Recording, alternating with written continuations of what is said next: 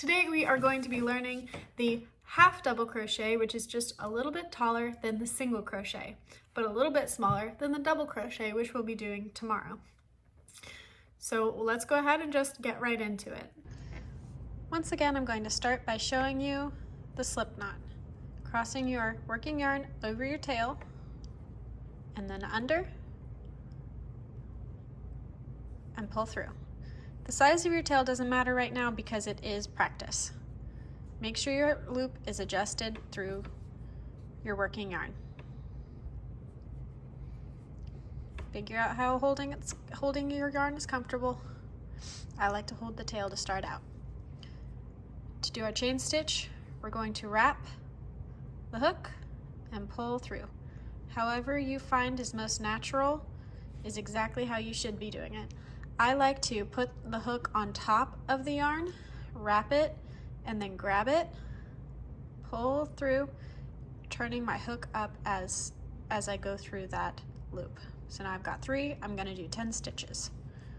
4, 5, 6, 7, 8, 9, and 10. There I have my 10 chain stitches. Now I'm going to chain up 1 to start the first row. I'm going to yarn over, which means I'm going to keep this yarn on the hook and then enter into the second stitch from the hook, keeping in mind that this is not one of your chains, that's just part of your working yarn. So ignore this stitch, go into the second one. Now I'm going to pull that yarn through that first loop, keeping that on there. So now I have 3 pieces of yarn on my hook, and I'm going to pull through all 3 of those to make my first half double crochet. So now we're going to do that again. Yarn over, keeping that loop on your hook, go into the next chain stitch, pull through that first loop. Now you have 3, and you're going to pull through all 3. So let's do this whole row together very slowly. Yarn over. Sometimes I'll hold my yarn with my thumb so it doesn't go anywhere.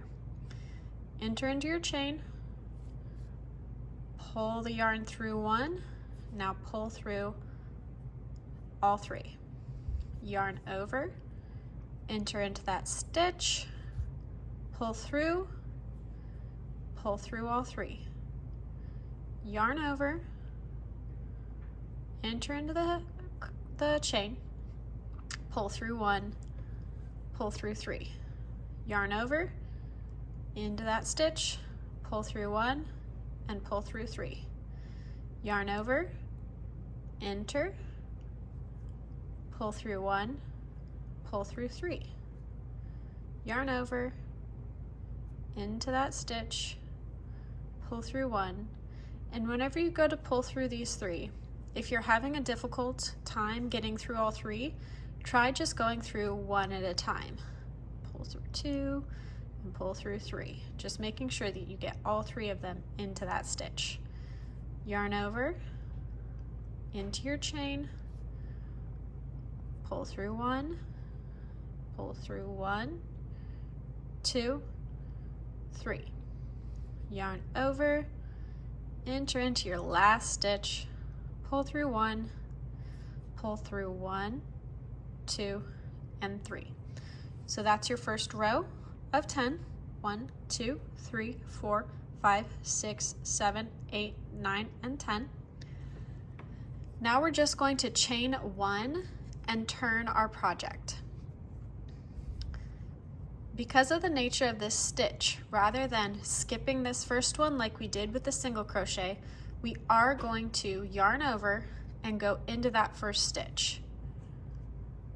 Pull through 1 and then pull through all 3. Yarn over, enter into the next stitch, pull through 1 and pull through all 3. Yarn over, enter, pull through 1, pull through all 3. So let's do this whole row together and we'll turn again so that I can demonstrate it for you. Pull through one and pull through all three.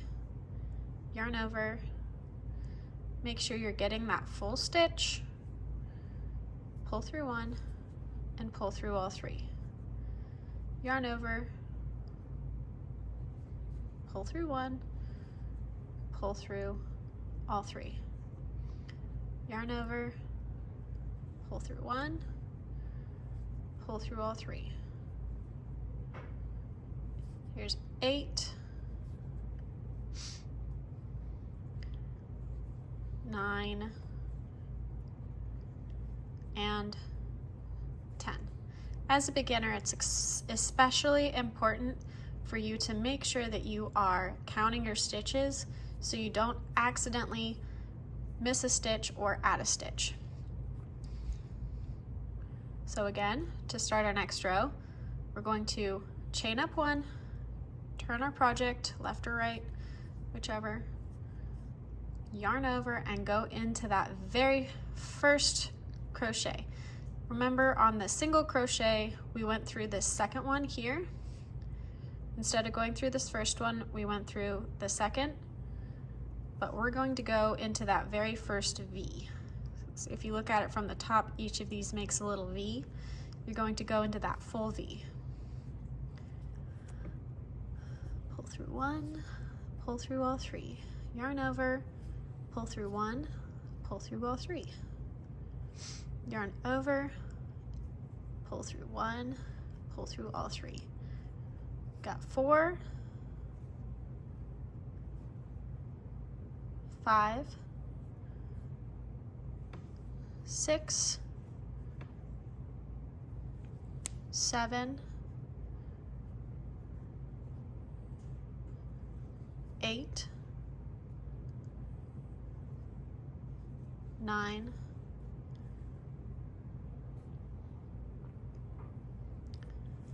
10.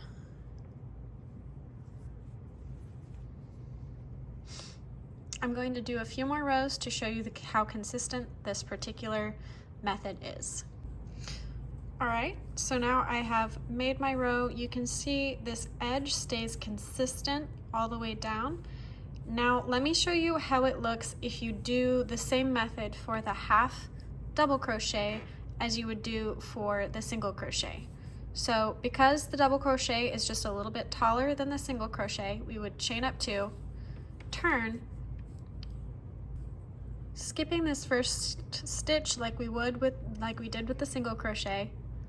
We'll put our first half double crochet into the second stitch, counting this chain up 2 as a stitch. 3, 4, 5, 6,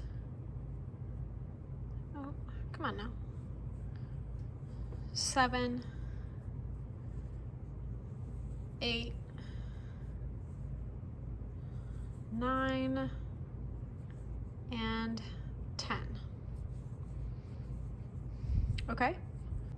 Okay, we're back. So as you can see, these are the ones that we did previously together, and then these 3 rows are the ones that I just did with the method where you skip this and count that chain 2 as a stitch.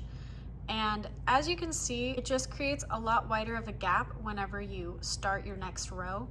So with a thinner yarn like this, you won't want to use that method.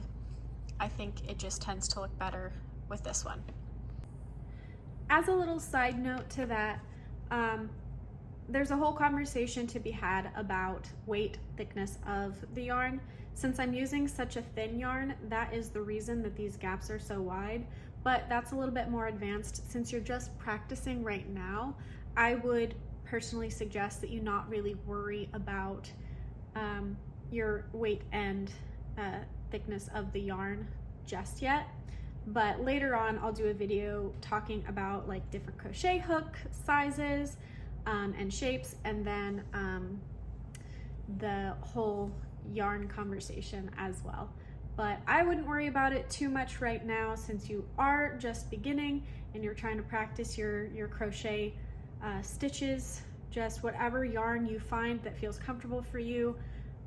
That's what I suggest. I personally like to use Simply Soft because the feeling of the yarn is very nice on my skin. I don't really care for more coarse yarns, and I think that this is pretty easy to work with as well.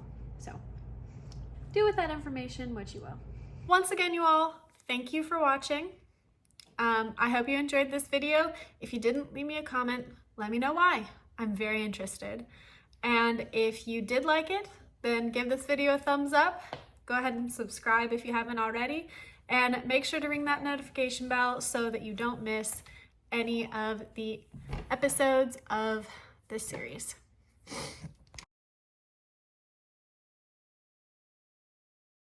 You know, I don't really know how I'm feeling about these. My part is crooked. Better. Do with that information what you will.